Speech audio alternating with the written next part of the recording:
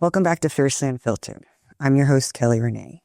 And I need to start with correcting myself from something I said in the last episode.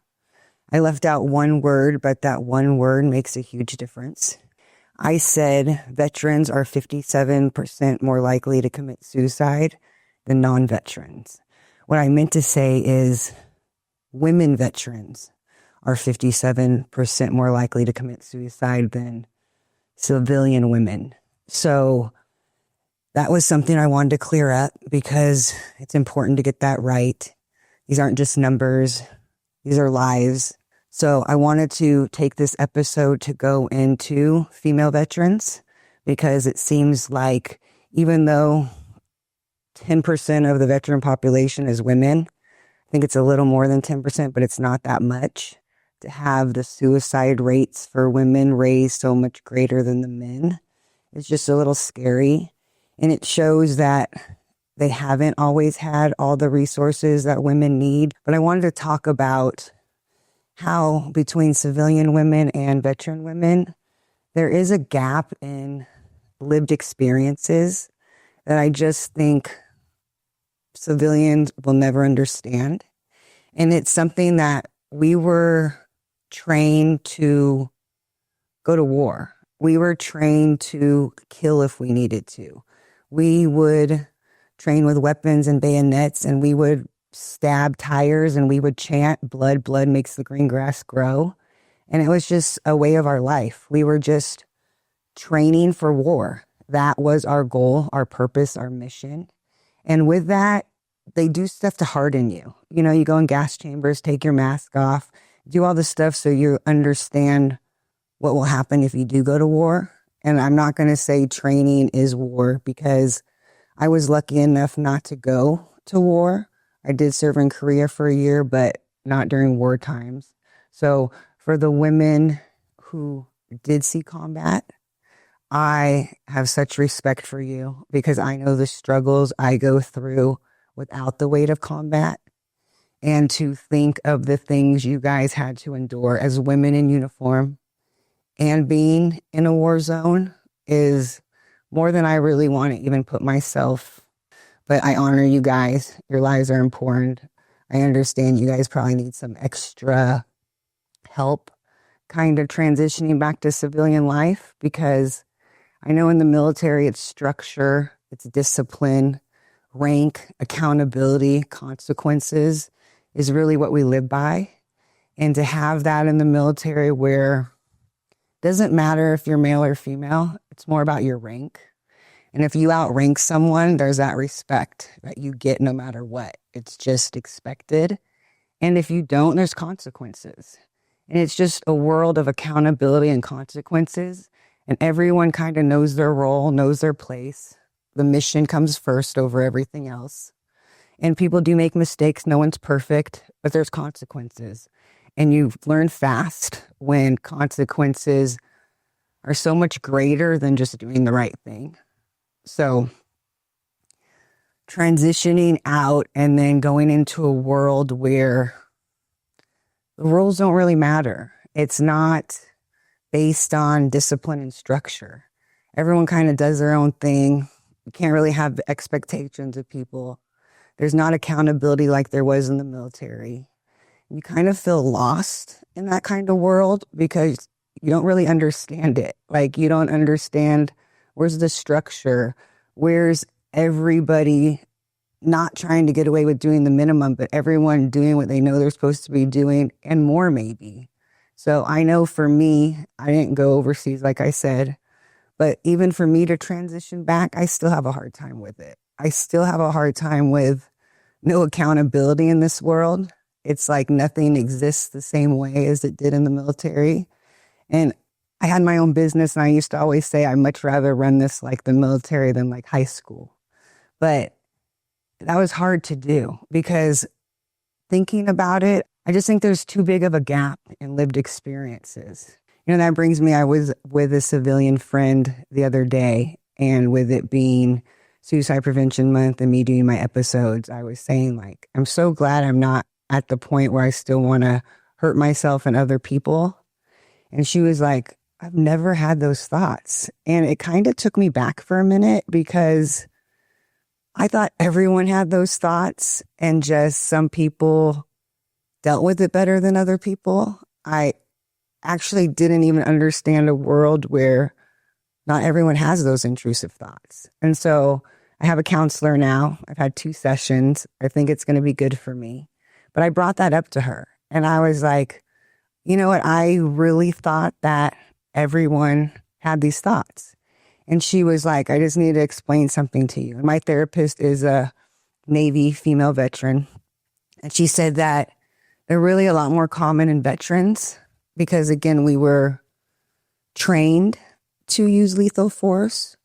We were hardened in our training. We were just trained different that civilians are never really going to understand. And she said, you know, it doesn't make you a bad person.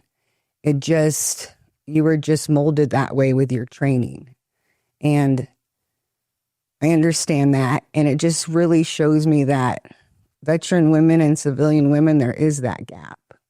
And you do feel isolated because it's like, whoa, not everyone has these feelings.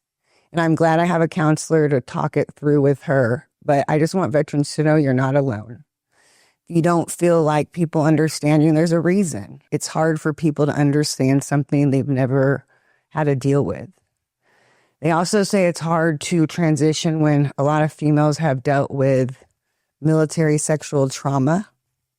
And I want to make this clear that not all military sexual trauma is violent, aggressive assault. Some of it's just blurred lines and uneven playing ground, like rank is power, authority is power. So for me, I was in AIT. It was before I went to my first duty station. And I was in a 4.5-month school. And my drill sergeant took a liking to me. So he would take me home with him on weekends. And he'd buy me beer. I was only 20 at the time. And I would get off post. And that was my boss in a sense. He was the one who controlled my time during the day, what I did. And I went willingly, but I was 20. And looking back at me now in my 40s, you don't really know what you don't know when you're 20. You think you're making your own choices, but a lot of the time it's the situation you're in and it's the choice for survival. And you don't really understand that till later on. And that's why people in these positions are forbidden to have relationships with students. I actually had multiple other friends who had relationships with other drill sergeants in the school also. So this is a lot more common than people may think it is. I would think no one would do it because the consequences are so great, but I was surprised that people did it. I did it myself firsthand, so I know it's true. So that's another thing, like a lot of people don't talk about it because stuff like that doesn't fit neatly in a box.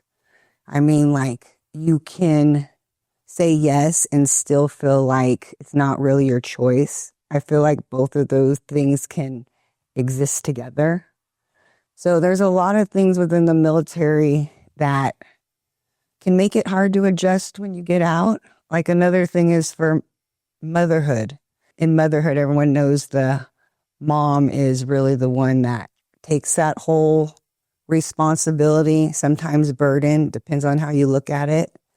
But in the military, you have to have family plans where at any moment you can get called up and be gone in 48 hours for over a year. And for me, I never had to do that. I did have to go to staff sergeant school if I wanted to advance my career. And that made me go away from my firstborn for 3 months when he was 5 months old.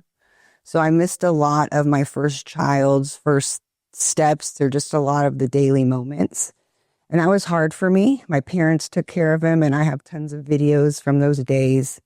I actually would make tapes of me talking to him and singing to him, and they would put him in his crib with him.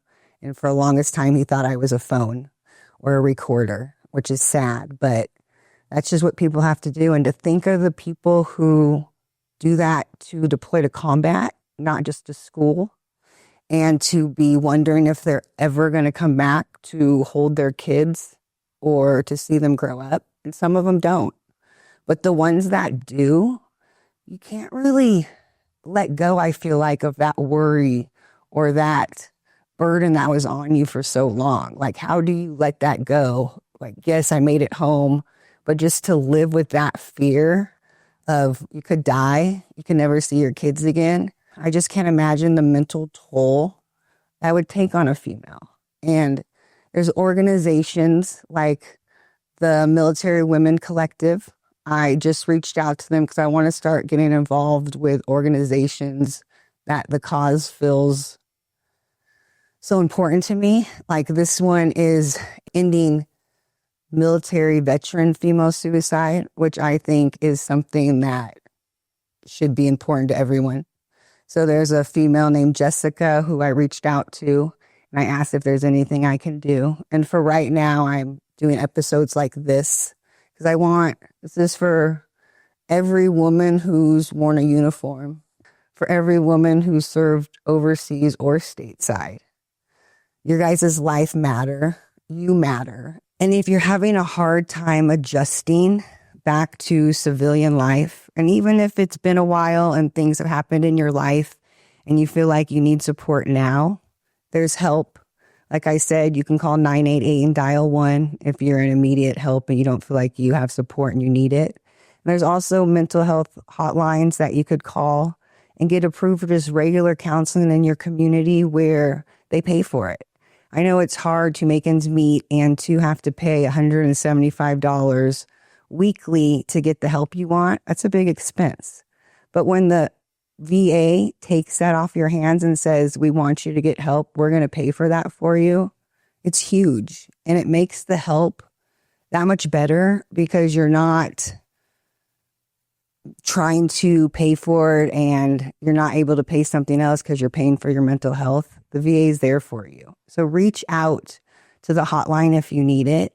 If you don't have a job you like and you have benefits still from the military, even if you don't know if you have them, reach out. Try and see if you can get in a program. I think I'm going to be able to get approved for 48 months of schooling where they pay for it and they give me some money for housing and stuff. So there's help out there for females. And I just want everyone to understand that you went through a lot of stuff that a lot of people close to you can't relate to. They're never going to understand. Your mind just works a little bit different. We've been hardened. We've had to be right next to the men, and there is no difference in the military. You're doing exactly what they're doing. And in that situation, it's hard to flip-flop. Like now we're in the civilian world and females are supposed to be soft and not hardened and not in their masculine energy. It's hard to not be when that was how you were trained. That was the way of life. When you used to stand in a foxhole for 24 hours waiting to be attacked because that was your responsibility at that time to protect you and your platoon behind you. I mean, I wouldn't understand that if I didn't go through it. So don't feel like, I don't want females to feel isolated because in the silence is where the pain can grow. In the silence is where you start to feel hopelessness. So I wanted to break that silence today and let you know I struggle too. I love the structure and the discipline of the military.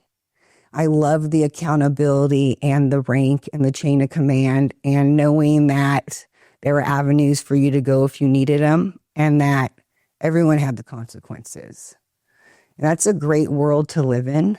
And to not have that anymore, kind of the safety kind of goes away, the security, the sense of self in a way. So it is a journey. It does take work. Give yourself grace. I mean,